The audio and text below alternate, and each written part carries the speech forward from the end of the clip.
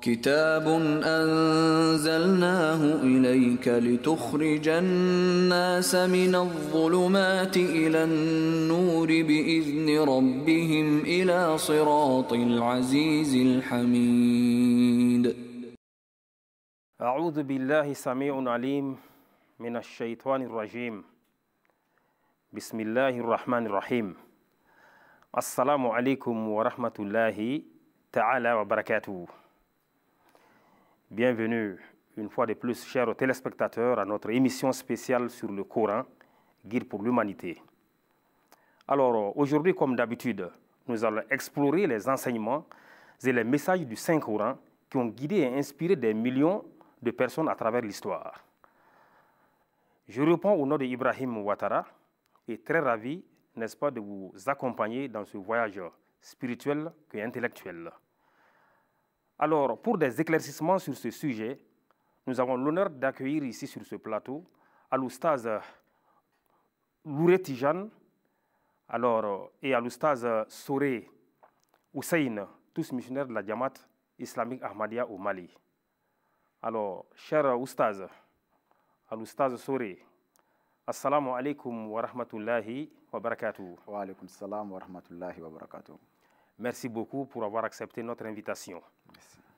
Également à l'oustaz Louré, assalamu alaikum wa rahmatullahi wa barakatuh. Wa alaikum assalam wa rahmatullahi wa barakatuh. Merci également pour avoir accepté notre invitation. Un plaisir. Alors, on vous rappellera effectivement que ces deux oustaz sont bien connus de vous tous maintenant et vous sont beaucoup familiers maintenant. Alors, pour commencer, plongeons-nous, n'est-ce pas, dans la profondeur du Saint-Coran et examinons comment ces versets offrent une guidance spirituelle et morale pour l'humanité. Alors, pour ce faire, justement parlant du Coran, guide pour l'humanité, à l'oustaz, il y a une question, n'est-ce pas, qui me passe à la tête. Alors, comment le Coran encourage-t-il le respect envers autrui dans nos interactions quotidiennes? Ashhadu an la ilaha illallah wahdahu la sharika lah wa nashhadu anna Muhammadan abduhu wa rasuluh. Amma ba'd, fa'aouz billahi minash shaitanir rajim. Bismillahir rahmanir rahim. Je vous remercie pour cette belle question. Alhamdulillah, summa alhamdulillah, vous savez, Dieu dit innamal mu'minina ikhwa. Certes, toutes les croyants sont des frères. Fa'aslihu bayna akawaykum. Faites donc la paix entre frères et craignez Allah afin que la miséricorde vous soit accordée. La'allakum turhamun. Ici, ce verset met un accent particulier sur la fraternité islamique. C'est la raison pour laquelle, souvent, quand il y a les conflits entre les musulmans, Dieu nous demande à ce qu'on essaie de les réconcilier. C'est pour ça, dans un autre verset du Saint-Coran, Dieu nous dit quand deux frères musulmans sont en conflit, cherchez à les réconcilier, cherchez à créer un lien de fraternité entre ces deux groupes-là. C'est la raison pour laquelle la véritable force de l'islam réside la réconciliation entre ces deux groupes-là. Et la véritable force de l'islam réside en ces deux groupes. La véritable force de l'islam réside en ces deux groupes de fraternité. C'est la raison pour laquelle l'islam ne distingue jamais, même la couleur de peau, l'appartenance duquel nous faisons, voilà. C'est la raison pour laquelle, dans un autre verset du Saint-Coran, la sorte de Hujira, Dieu nous dit Ya yuhan nas, ô être humain. Oui. Ici, Dieu s'adresse à tout un chacun. Ya yuhan nas, ô homme. Oui. Inna khalaqnakum min zakarin wa unsa. Je vous avais créé des hommes oui. Et les femmes. Wa ja'alnakum shu'uban, et je vous ai fait des tribus. Wa kaba'il, et les sous-tribus.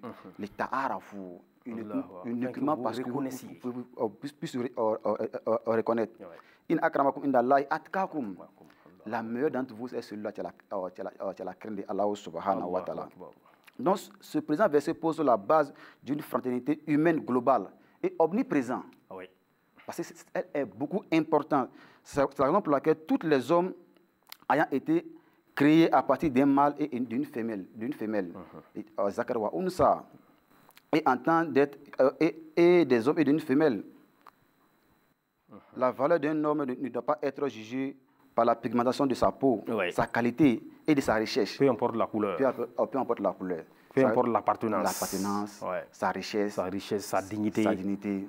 C'est la raison pour laquelle le saint prophète Moussa sallallahu alayhi wa sallam, avant sa mort, il a fait une grande annonce à la Mecque, qui est appelée El Hidatul Wida. Là-bas, le saint prophète nous dit, Ya Yuannas, et être humain, ô être humain, Inna Rabbakum Wahid, votre Seigneur est un. Wa Inna Abakum Wahid, et votre père aussi est un, c'est-à-dire votre ancêtre aussi est un. Allah, écoutez très bien. La fadla li arabi ala ajami. L'arabe ne vaut mieux même pas que le nom arabe. Voilà li ajami ala arabi. Le nom arabe aussi ne vaut mieux pas que l'arabe. Voilà li aswad ala ahmar. Le noir ne vaut mieux pas que le blanc. Voilà li ahmar ala aswad. Le blanc aussi ne vaut mieux pas que le noir. Mais il a bitaqwa. Il demande la crainte de Dieu. Donc voilà les bases fondamentales de l'islam. Donc selon l'islam, attache le respect d'autrui sur toutes ces dimensions, sans distinction de couleur, de race, d'appartenance, même de richesse. Je m'arrête là. Allahu Akbar. Inna akramakum indallahi atqakum. Allahu Akbar. Vraiment, jazakumullah. Ahsanul jaza, al-Oustaz Souré. Voilà, nous allons nous tourner maintenant vers notre Oustaz, al-Oustaz Louré. Oustaz, maintenant, comment les enseignements coraniques guident-ils les croyants pour maintenir une éthique élevée dans les affaires et les transactions commerciales? أشهد أن لا إله إلا الله وحده لا شريك له وأشهد أن محمدا عبده ورسوله أما بعد فأعوذ بالله من الشيطان الرجيم بسم الله الرحمن الرحيم السلام عليكم ورحمة الله وبركاته. وعليكم السلام ورحمة الله وبركاته. Alhamdulillah Rabbil Alamin. Je vous remercie beaucoup de m'avoir invité sur votre plateau. Alhamdulillah Rabbil Alamin. Vous savez, l'islam nous enseigne, n'est-ce pas, l'égalité, ou bien d'être juste, voilà, en matière des affaires et des transactions. Et l'islam a mis un accent particulier sur ce sujet-là. Pourquoi? Parce qu'aujourd'hui, dans le monde, le plus grand mot qui prévale aujourd'hui dans le monde, c'est ce système de transactions qui se fait à travers les fraudes, le mensonge, la corruption, la tromperie. Donc ça crée, comment dirais-je, un grand dysfonctionnement dans la société. Vous savez, Allah subhanahu wa ta'ala nous a créés et il a donné une capacité à tout un chacun. Ou bien il a partagé les qualités entre nous. Il a confié des intelligences à certains peuples pour pouvoir inventer, pour pouvoir créer. Et il a donné aussi des ressources à certains peuples.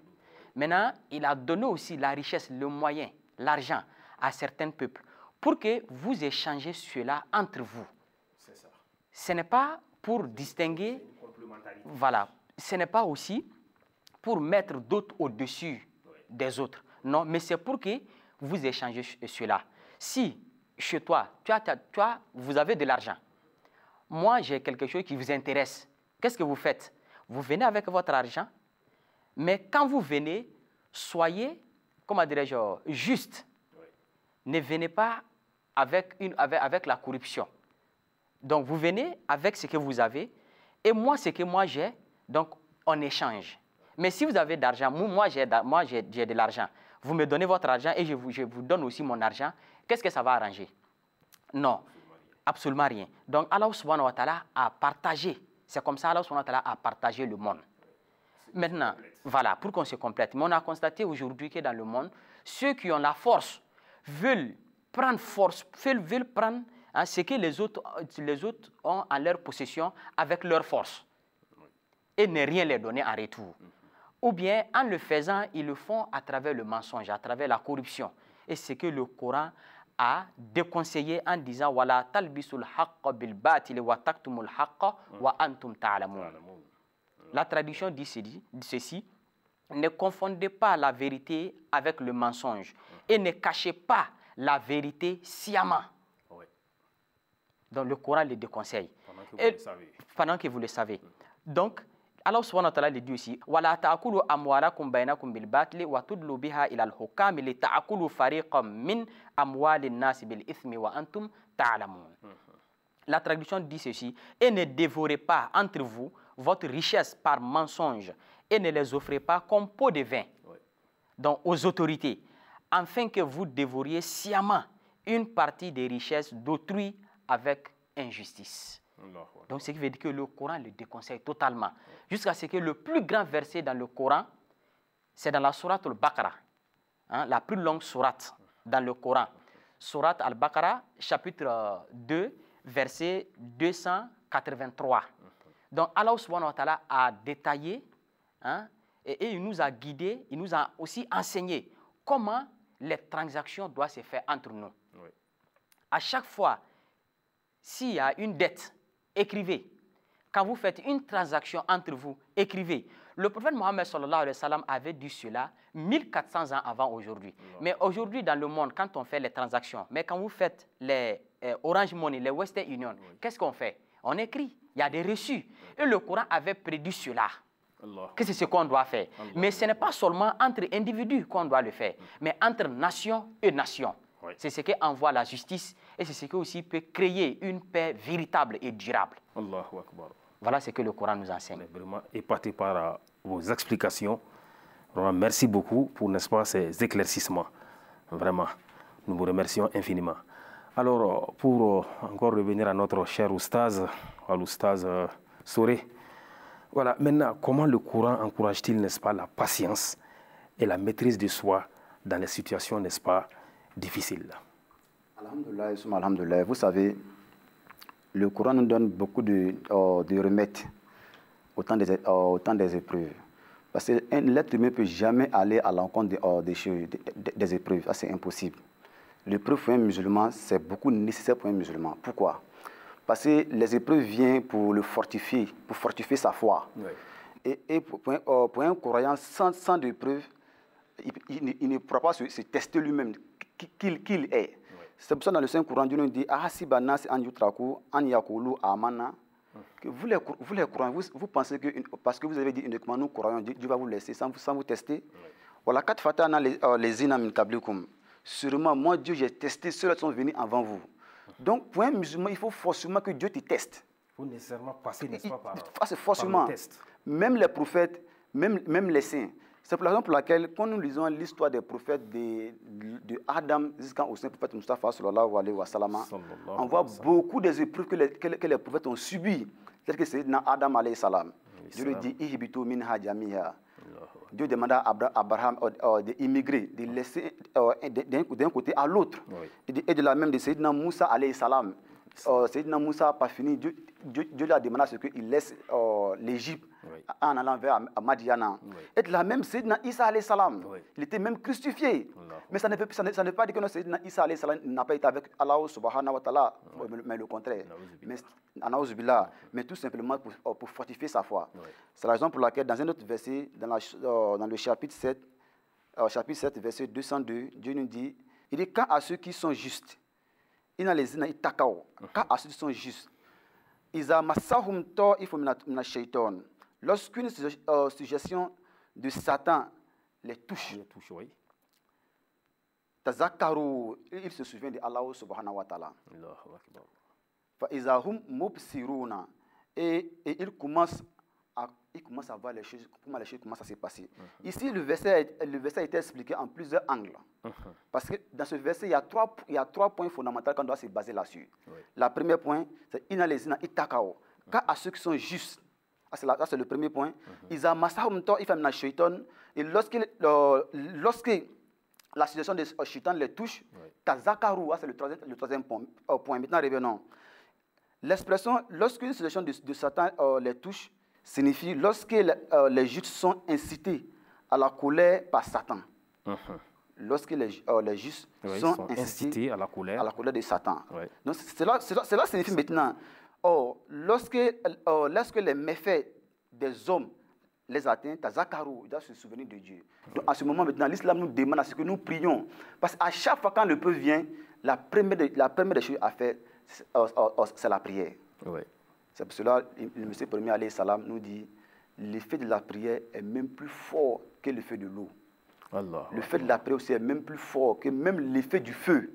Donc à chaque fois, la première chose que l'homme doit se rappeler, lorsqu'il est affligé par le touche du Satan, il doit se rappeler à son Créateur. Allah subhanahu wa ta'ala, c'est de faire les 2 rakats.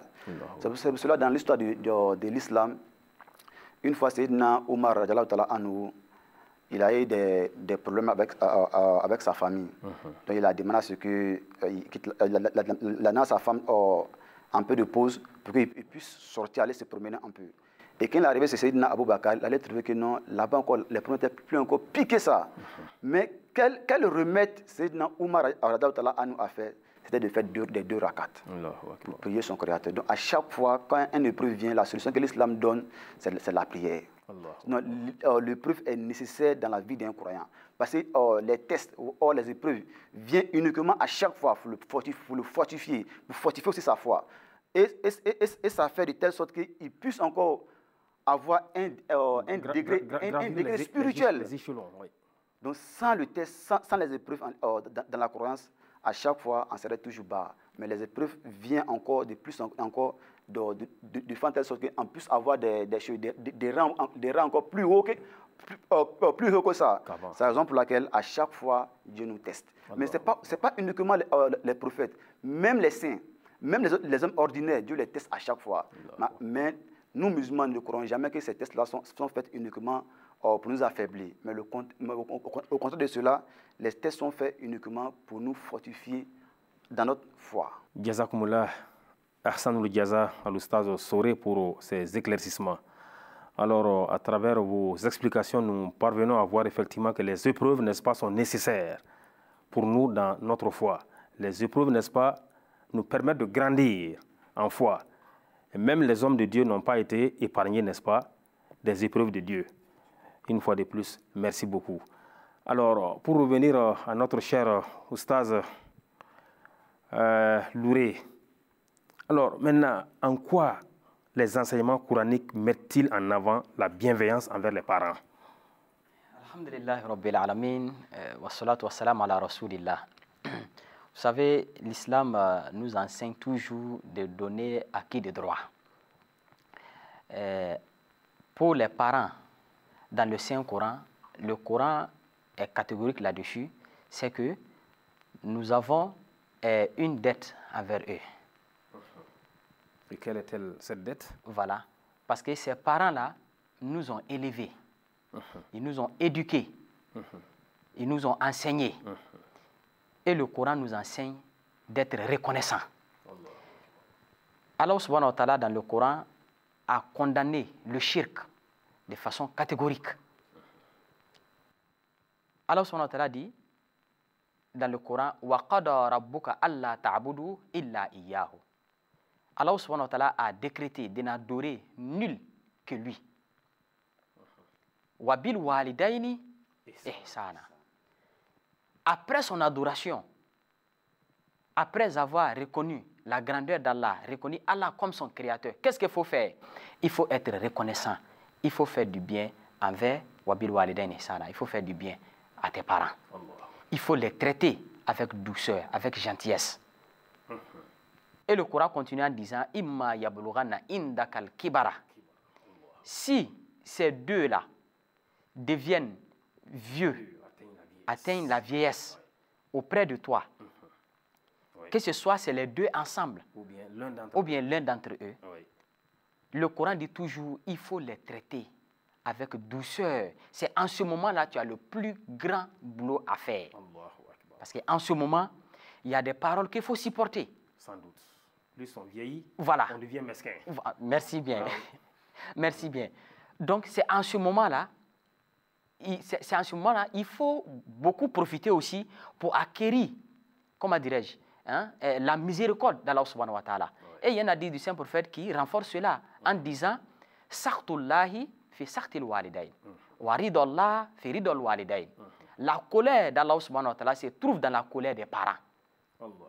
Et l'agrément d'Allah, la miséricorde d'Allah se trouve également dans leur agrément et dans leur joie. Et le Coran continue en nous disant, hein, voilà takullahuma uffin. Ne le dis même pas, même ouf. Ouf en arabe, c'est de montrer. Et tu n'en peux plus. Voilà, voilà, que tu n'en peux plus. On est fatigué là. Je suis fatigué maintenant de vous. De dire comme ça. Ça, c'est des simples paroles. Mais souvent, tu reviens, tu regrettes et tu reviens en arrière. Donc, tu agis avec gentillesse, avec bien, parce qu'en ce moment, tu étais en colère. Le Coran dit, même malgré ça, même il ne faut pas le dire. Il ne faut pas le dire. Voilà, tanharhuma. Nar, c'est maintenant son désagoût, hein, que vous avez montré vis-à-vis d'eux, c'est de maintenant mettre ça en pratique. Il dit de ne pas le faire aussi. Wa kullahuma qawlan karima.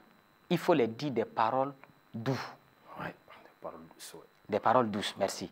Et aussi, le Coran dit, il faut t'abaisser pour eux. Il faut te soumettre à eux. Oui. Waqfid lahuma janaha zulli. Il ne faut pas être prétentieux, orgueilleux. Voilà. Il ne faut pas être orgueilleux quand tu es devant tes parents. Il faut te soumettre à eux. Donc le Coran aussi nous dit de prier pour eux. Rabbi irhamhuma kama rabbayani saghira. Allah, je te demande de me pardonner et de faire miséricorde à mes parents comme ceux-là ont été miséricordieux envers moi quand j'étais petit. De la manière ils m'ont élevé. À mon enfance, ils ont eu pitié de moi. Ils auraient pu te tuer. Voilà, bien sûr. S'ils le voulaient. Voilà, s'ils le voulaient. Ils auraient pu faire tout ce qu'ils voulaient. Parce que moi, j'étais faible et je ne connaissais rien. Mais ils se sont bien occupés de moi. Allah, moi, ce que je demande, c'est d'avoir pitié d'eux. C'est de les faire miséricorde. C'est pourquoi Nabi Ibrahim alayhi salam a très bien compris ces enseignements à tel point que même quand son père a désobéi à Allah et a aussi s'opposé, il s'est opposé aux enseignements de Dieu et a combattu la religion de Dieu. Mais malgré tout, Nabi Ibrahim a décidé de prier pour lui. Parce que c'est son père. Sans doute. Il a décidé de prier pour lui. Jusqu'à ce qu'Allah intervienne en disant que non, à ce niveau, je te dis de ne pas prier pour lui. Parce qu'il a désobéi à Allah. Non seulement ça, il s'est opposé à Allah subhanahu wa ta'ala. Donc ici, je te déconseille maintenant de prier pour lui. Mais Allah subhanahu wa ta'ala dit dans le Coran, il dit, mais pour Nabi Ibrahim, c'était seulement un engagement qu'il voulait accomplir, qu'il avait appris auprès, c'est un engagement qu'il avait pris auprès de son père, qu'il voulait s'acquitter de ça. Mais le Coran lui a déconseillé. C'est pour vous dire tout simplement que tellement Nabi Ibrahim alayhi salatu wassalam, ou bien tous les prophètes ont appris ou ont compris ces enseignements. Je vous donne l'exemple aussi de Sayyidina Ismaïl alayhi salatu wassalam. Lui qui est le fils de Sayyidina Ibrahim. Donc lui aussi il a compris ces enseignements lorsque son père l'a appelé. Mon fils, je me vois en rêve en train de t'immoler. Qu'est-ce que tu dis? Qu'est-ce que le fils a dit? Parce que Nabi Ibrahim, lui aussi, il était soumis à son père, jusqu'à ce que son père désobéisse à Allah. Il dit, Père, je suis prêt à tout faire pour toi, mais je ne suis pas prêt à abandonner Dieu pour toi, parce que c'est lui qui nous a créés. Et c'est qu'Allah aussi dans le Coran. Sauf si ces deux-là veulent t'inciter à désobéir à Allah. Donc je reviens à l'histoire de Nabi Ismaïl. Donc Ismaïl a dit, oh mon père, obéis à Allah. Exécute le commandement dont Allah te donne. Je suis prêt à me donner à toi. Parce qu'il a compris l'importance à obéir à ses parents. Il était prêt à se donner. Donc c'est pour dire que le Coran a mis un accent sur cet aspect-là, de respecter les parents, de les suivre, de ne pas faire comme les autres quand ils arrivent à un âge, de les ramasser, aller les déposer quelque part là-bas, dire que non, c'est là-bas. Voilà. Je ne sais pas comment on appelle ça. À la maison de retraite. Voilà, à la maison de retraite. Non, non, non. Il faut toujours rester avec eux. Parce que c'est en ce moment-là qu'ils ont plus besoin de toi qu'avant. Donc, il faut les soutenir. Donc, voilà ce que le Coran nous dit. Jazakumullah, Ahsanul Jaza, al-Ustaz Louré, pour nous avoir éclairci, n'est-ce pas, sur ces points. Alors, nous comprenons à travers vos explications que, effectivement, le Coran met, n'est-ce pas, un accent particulier sur le respect des parents. Donc, en toutes circonstances, il va nous falloir, n'est-ce pas, respecter les parents, sauf si ce n'est pas dans un cas de désobéissance envers Dieu. Ok, merci beaucoup, une fois de plus. Alors, nous disons, Jazakumullah, Ahsanul Jaza, à nos chers invités, à l'Oustaz Soré Hussein et à l'Oustaz Louré Tijan. Merci beaucoup pour avoir accepté notre invitation. Merci pour votre participation. Nous espérons vous revoir les prochaines fois pour d'autres émissions. Alors, chers téléspectateurs, je vous rappelle que j'étais en compagnie de Al-Oustaz Soré Al-Hussein et Al-Oustaz Louré Tijan, tous missionnaires de la Jamaat islamique Ahmadiyya au Mali, qui nous ont, n'est-ce pas, édifiés sur les profondeurs du Saint-Coran. Alors, chers téléspectateurs de la MTA, le temps qui nous avait été imparti est à ses termes. C'est avec un réel plaisir que nous avons présenté cette émission. Merci beaucoup pour votre participation et au plaisir de vous rencontrer les prochaines fois pour d'éventuelles émissions. Alors d'ici là, portez-vous bien. Assalamu alaikum wa rahmatullahi ta'ala wa barakatuhu. كتاب أنزلناه إليك لتخرج الناس من الظلمات إلى النور بإذن ربهم إلى صراط العزيز الحميد